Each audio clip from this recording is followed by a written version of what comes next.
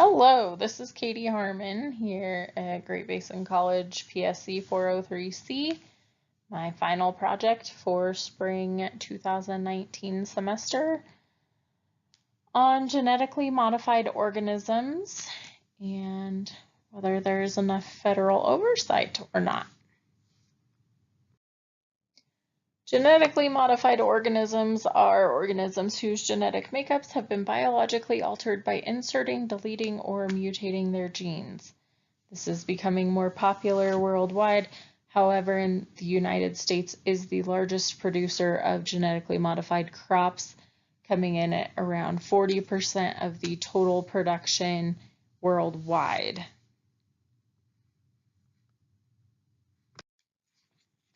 The federal legislative oversight of genetically modified organisms comes from multiple agencies. GMOs don't have one specific federal legislation that addresses them. Instead, they're overseen under multiple policies based upon environmental health and safety laws. First being with the Food and Drug Administration. Obviously, the Food and Drug Administration oversees the foods of the United States, and with that comes anything that is genetically modified. Genetic modifications can be considered food additives, and the FDA considers food additives to need pre-market approval if the food additive differs significantly in structure, function, or composition from substances found currently in the food. However, that means most foods derived from genetically modified plants do not stray from that, so they are not regulated. They are just treated the same as conventionally bred plants. The next agency is the Environmental Protection Agency. They're obviously the ones who are going to oversee anything with the environment, including the pesticides that are used on crops. With genetic modification, the crops are bred and crossbred to be pesticide developing, so they provide their own pesticides through the genetic makeup, and herbicide resistant. So anything that is applied would need to be ran through the EPA. However, they do not oversee the plants that are modified for that particularly. The Animal and Plant Health Inspection Service under the USDA, they oversee the planting, importation, or transportation of genetically modified plants. They are allowed to prohibit or restrict the movement of any plant, whether it be importation, exportation, or entry into the U.S. if the plant is deemed to be a noxious weed or a plant pest, which they do define genetically modified plants as plant pests or potential plant pests, and they are regulated. However, they are only classified that way if they have been deemed to not be safe for our environment, and it's has a permitting procedure that they go through, and they can be determined a non-regulated status if they have been tested and show that they don't pose a risk. And then anything of that breed would just be allowed in the future without regulation. This is the one place where I feel federal oversight into the procedure is fairly strong.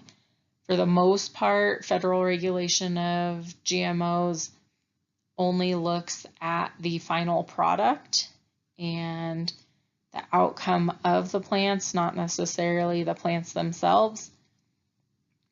So this is one spot where they really truly kind of dig into the process of genetically modified planting and even use NEPA at times to do the environmental assessments and provide the environmental impact statements that are needed to determine whether these plants pose risks or not and are allowed to be utilized.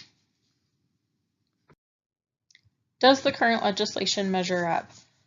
As you've heard so far, there isn't much when it comes to regulation for genetically modified crops in the United States. So much so that certain states have decided to implement their own laws and regulations that are much more stringent than the federal regulations. Vermont implemented a mandatory labeling program.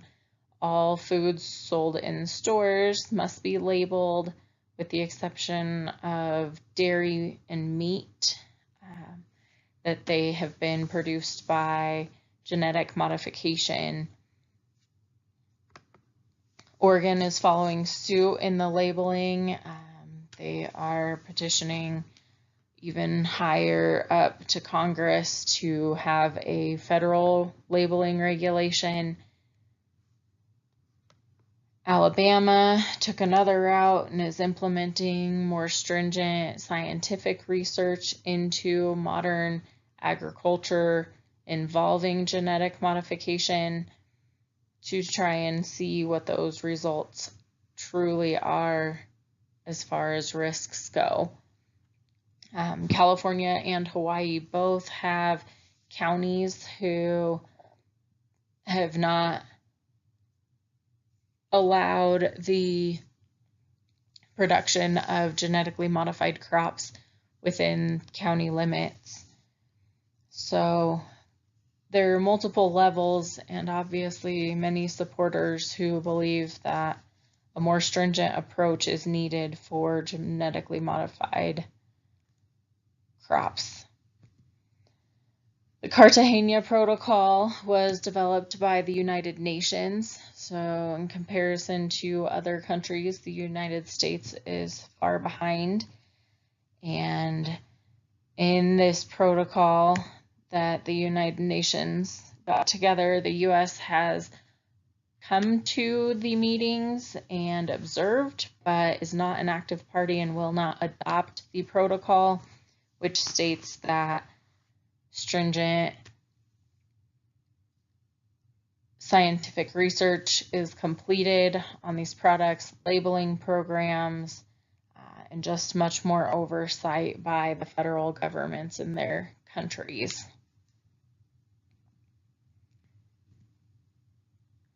As you can see by this chart, there are over 50 countries in the European Union and Asia that require labeling of genetically modified foods. The United States and Canada are the only two major countries on this map that do not require labeling.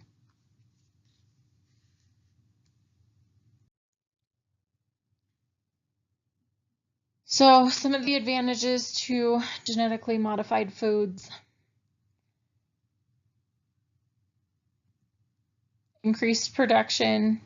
So we have developing nations that could really use the extra food coming from a small crop. Decreasing the usage of pesticides and herbicides because they're bred to be resistant. Improve nutrition by increasing the protein and vitamin and mineral content without pulling the nutrients out of the soil. The advantages, as well as removing allergens. So they've been able to change the genetic makeup and make things less allergy provoking. Some of the advantages for medicine that we have seen, medical advancements, anticoagulants created by genetically modified goats, and then other genetics that are pulled from animals to create vaccinations, and there are even cows that are being genetically modified to produce milk that is similar to human breast milk. Economic advantages, providing food sources to those developing nations. Obviously, they are poor third world nations to begin with, and any extra food source is going to be helpful. Higher crop yield equals higher supply to meet demand. The United States is pushing overpopulation, and our agriculture lands are shrinking. So if we can produce more food in smaller spaces to feed the world, you can say that that is an advantage. The disadvantages, biggest thing is unknown outcomes. There hasn't been enough research, there hasn't been enough time spent on genetic modification to really truly know what the outcome is going to be. You know, it makes me think of cloning and Dolly the sheep.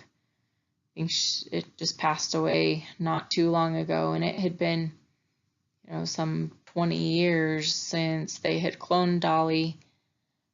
But it took that entire time for them to observe and truly know what the results were going to be. And it hasn't been that long with genetic modification. Disadvantages with food. The weeds have crossbred with the herbicide-resistant crops, so now they are harder to eradicate because they are herbicide-resistant themselves now.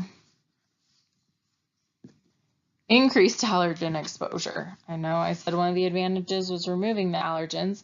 However, the exposure without the labeling is increased because soy is being genetically modified and it's in so many different things, but labeled as so many different things that it doesn't just say soy on the label. So somebody who has a soy allergy has a very high chance of being exposed to their allergen.